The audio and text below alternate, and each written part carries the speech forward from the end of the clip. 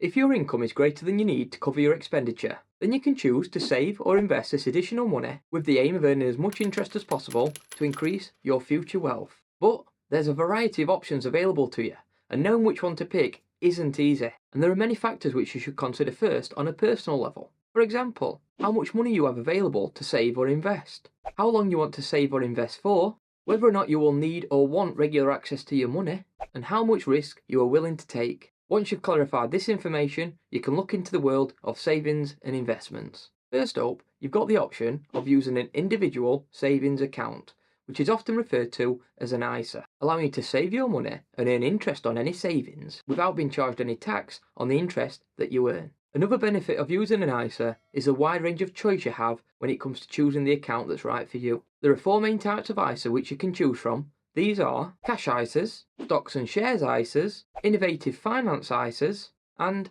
lifetime ISAs, meaning you can choose which type of ISA is right for you, depending on whether you are a cautious saver or if you have a high appetite for risk. But there is a contribution limit for the amount of money that you can invest into an ISA each year, which is currently set at £20,000 per year. And you need to be aware that some ISA accounts also have withdrawal limits and require notice for withdrawing your money, so access to your savings isn't always instant. Another way to save your money is by using a deposit and savings account through a bank or a building society. There are several types of deposit and savings accounts which are available on the market, with each one offering you a different rate of return as a reward for saving your money, alongside different ways for you to pay in your money and to withdraw it. The most common options include instant access, notice accounts, regular saver, and fixed bonds, meaning you have the flexibility to choose which type of deposit and savings account is right for you, depending on whether you're likely to need access to your money in the near future, or if you want to lock it away for a longer period of time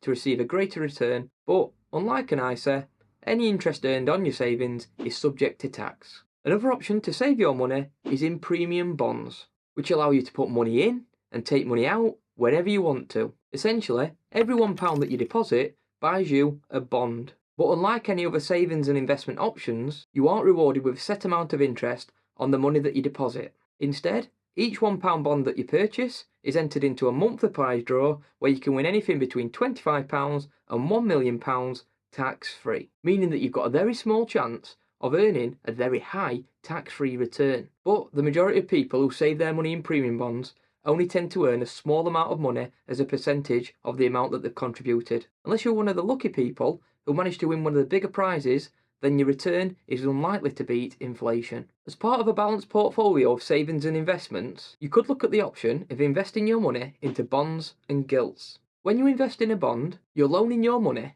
for a fixed period of time to a government or a business that needs to raise money, with the aim of being rewarded with interest at the end of the agreed term. Bonds do carry more risk than a straightforward cash savings account, but they aren't as risky as investing into stocks and shares. Importantly, not all bonds are the same. Bonds issued by the UK government are known as gilts, while bonds issued by companies are known as corporate bonds. Either way, all bonds get credit rated, which informs you of how risky and how rewarding the investment into the particular bond will be. So if you were to invest your money into bonds and gilts, you can do so based on your personal attitude to risk and reward. Now, if you're willing to take more risk with your money for the chance of receiving a greater return, then investing your money into shares could be a possible option. Investing in shares gives you part ownership of the business that you decided to buy shares in, meaning that you benefit from the business's future success in the form of dividend payments, and you could potentially gain a lot of money on top of your initial investment if the business does well and the value of your shares goes up. But this is a high risk option as the value of shares can go up